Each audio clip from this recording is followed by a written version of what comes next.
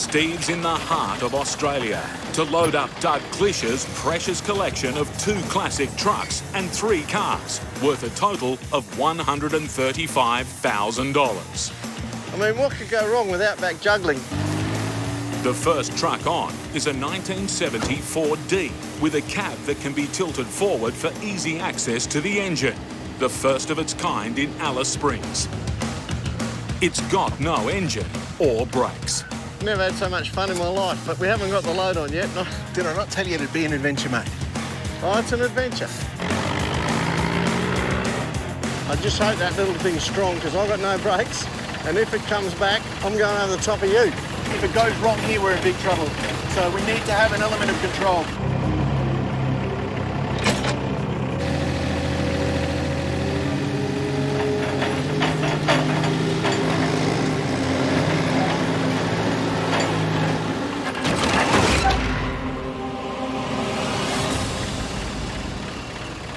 Just going to chain it to here so I can get the loader back and then re-level the bucket. Right, we'll give it another go. This is interesting to say the least. This is all going to take a lot longer than what I thought, and I'm not getting paid by the hour.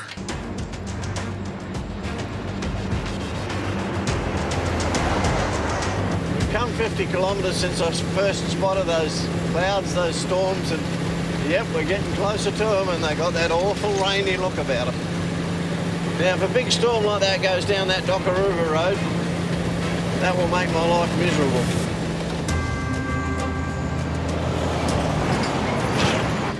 Now for the moment of truth.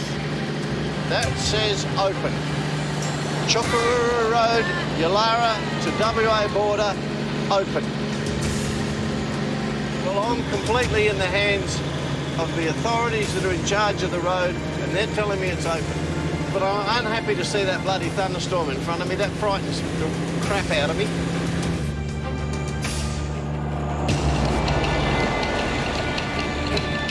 Tell you what, that looks a bit apocalyptic right now up there. I hope that's not one of those supercell thunderstorms. See, you get these supercell storms this time of the year. I was in one a few years ago and it blew stuff off the back of a truck. It was hell. And this looks real scary. That's a big wind blowing up in front of some big, nasty thunderstorm somewhere. There it comes. Better get 2 hands on the wheel.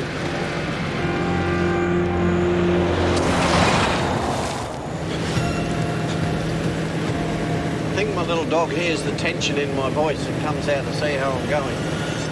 I don't see this as a friendly sky. I see this more as a threatening, fat and heavy and full of water. We've just got into the national park.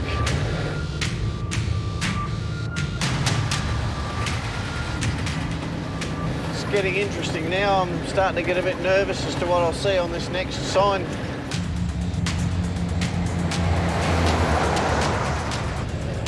Thank you for phoning the Northern Territory Department of Infrastructure, Planning and Logistics, Road Information Service. Chokaruru Road, impassable, flooding. If the sign down here says the road's open, as far as I'm concerned, it's a grey area and I can proceed. But it depends on what this sign says up here.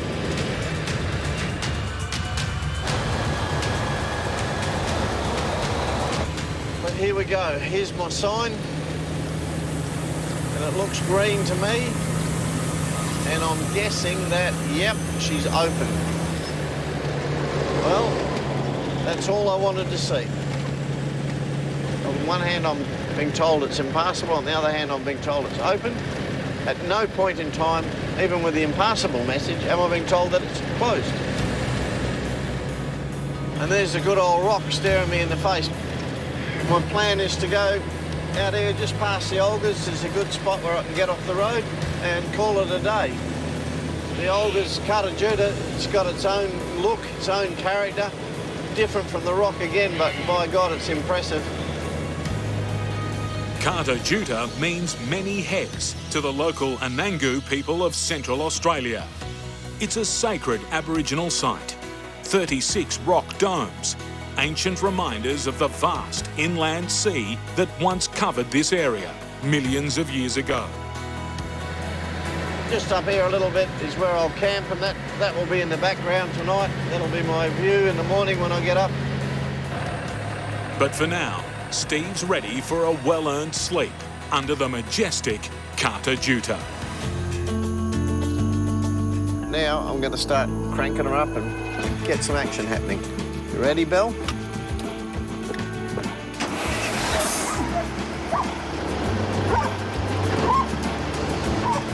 Bella always likes to start the day. Ahead of him, over 1,000 kilometres of killer dirt road. I've let my front tyres down from 100 pound to 70 pounds cold to take some of the pain out of what this dirt's going to do to us. I'm expecting corrugations and I don't know what. I've got 1,100 kilometres of this, so you don't know what you're going to get. First up is 200 kilometres of the notorious Chukaruru Road.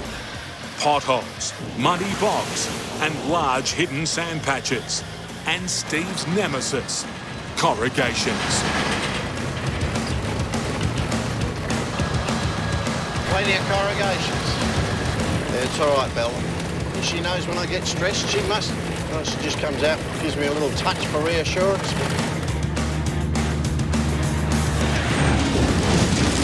It's a bit of a homecoming getting back on the dirt, isn't it? It's familiar territory.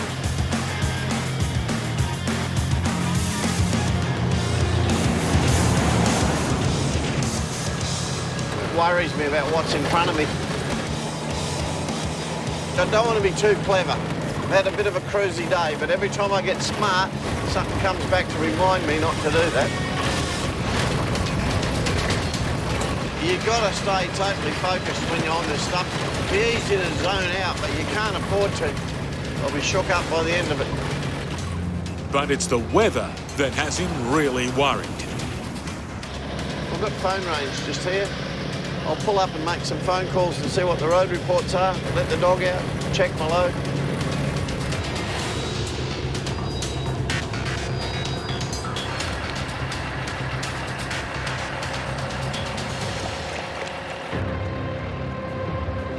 Right, well, I've just got off talking to the Shires.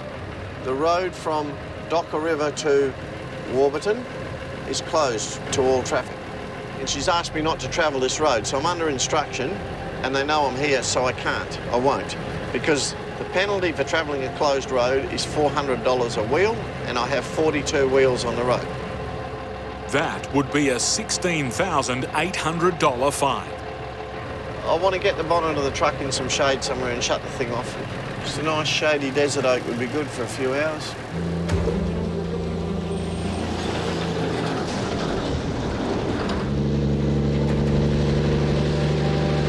To park his 53-metre truck and trailer off-road, Steve has few options.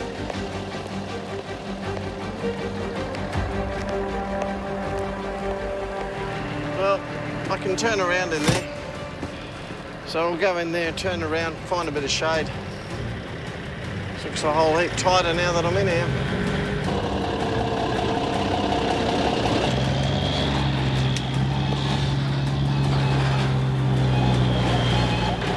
God damn it.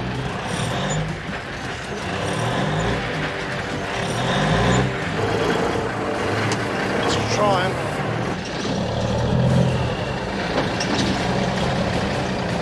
Well, that was a serious error of judgment. I've run my dog trailer up on the sandbank, so I've got to get the shovel out.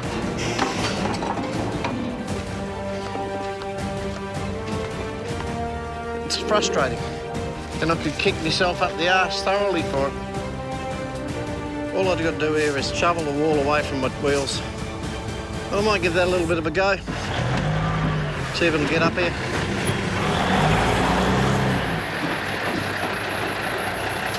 This is worse than what it was a moment ago. I put myself here, so I suppose I've got to deal with it. What I'm going to do is I'm going to unhook this back trailer. And the real drama is I've just got to think about this.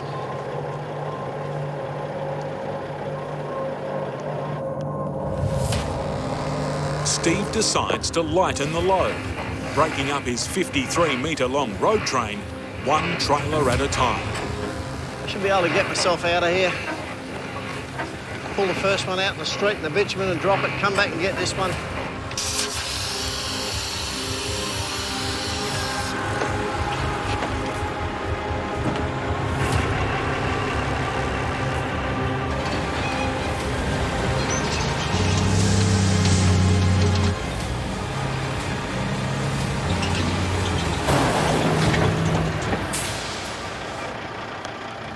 It's just one problem after another, and now I'm hooked up between a rock and a hard place, and there's only one way out of it, it's with the bloody shovel.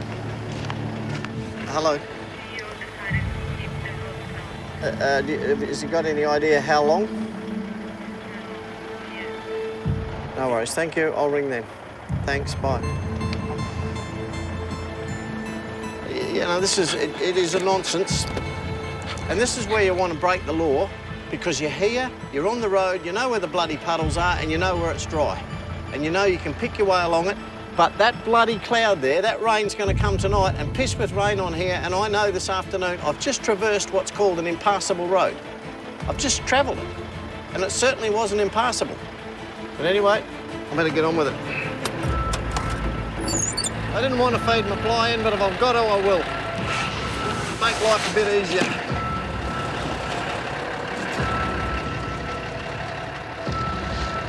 Bit of a luck, I might get a run up on it, get down onto that good ground. And if I get buggered up again, I guess I'll go back and pick up on my fly and do it all again.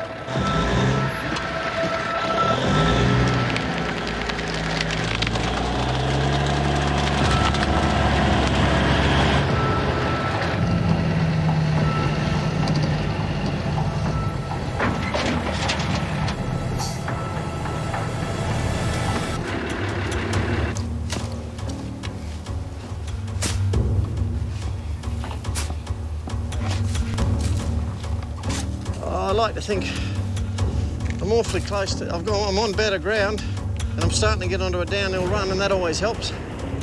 Right, let's see if we can get this thing out of here.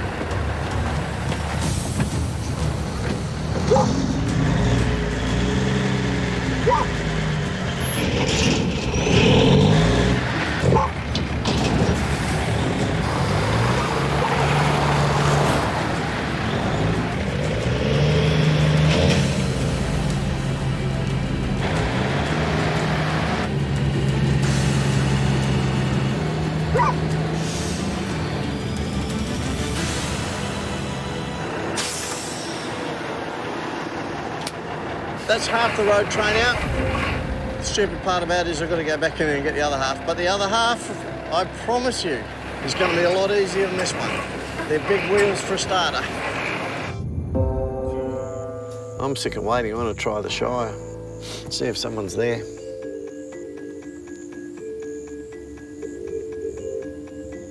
No answer at the Shire yet. This is the damn trouble with this. Won't come to work enough to give you information, but they will get to work in time to catch you coming out the other end and find you. Last night, the Shire told me to stop here, and travellers are coming through, so why am I sitting here is my question. It's frustrating. For road trains, each local shire has the authority to close roads if they deem the weather conditions are dangerous for traffic. If I sit here all day today and they don't let me move, and it rains tonight down there, I'm in deep crap. All I can do is wait.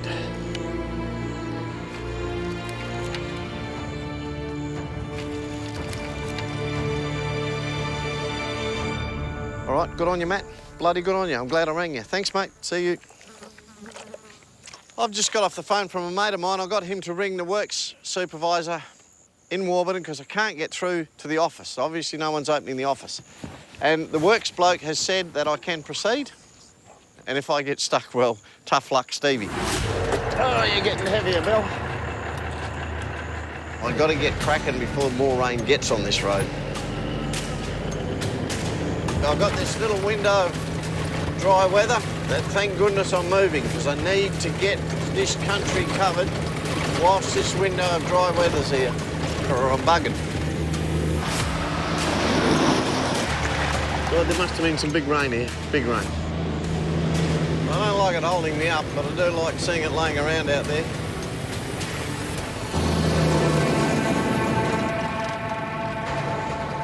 The Great Central Road, 1,100 kilometres of unsealed outback highway, running through the Aboriginal Ngunyat Jarrah lands of the arid Gibson Desert.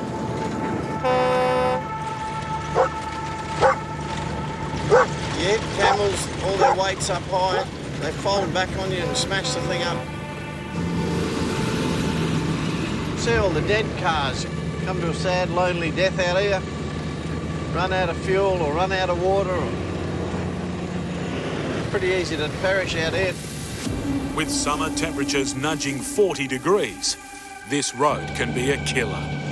Truck driver, poor fella, died over near Walloona. Missed a turn, went 20 kilometres out of his way, tried to turn his truck around on the road, bogged it, and was dead the next day. Just pull up here and have a look at the load.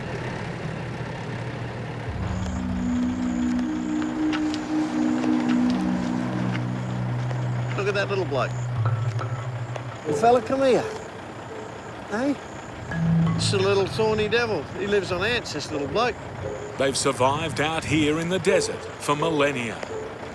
And get him off the road, out of the truck bay. 570 kilometres to go, dirt. Clear skies now. I just hope that that stuff I saw rolling over before doesn't hang around and come back and get me.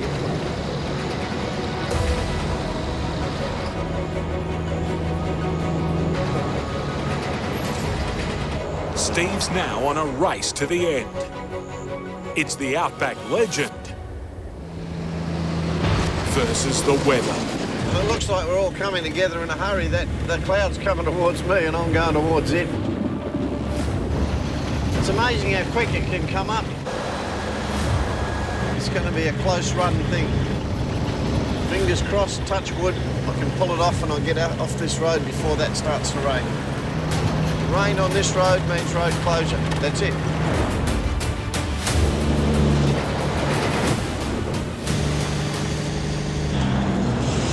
And that is a raindrop on my windscreen. That is what I did not want to see, is water hitting that window. The rain's here. We've got about 80k to go. Up ahead, every trucker's saviour, bitumen.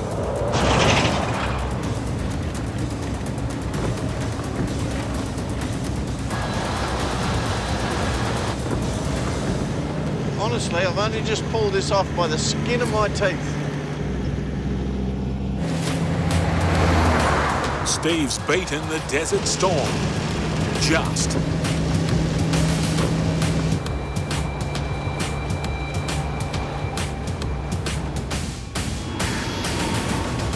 Now, it's a 960-kilometre run on the black stuff, home to Perth.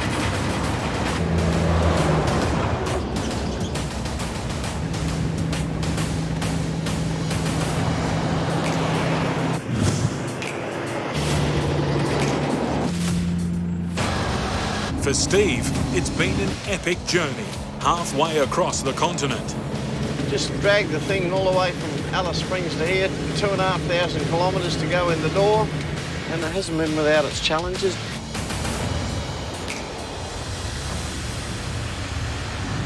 Finally, the end is in sight for Steve and his load of precious vintage vehicles headed for auction.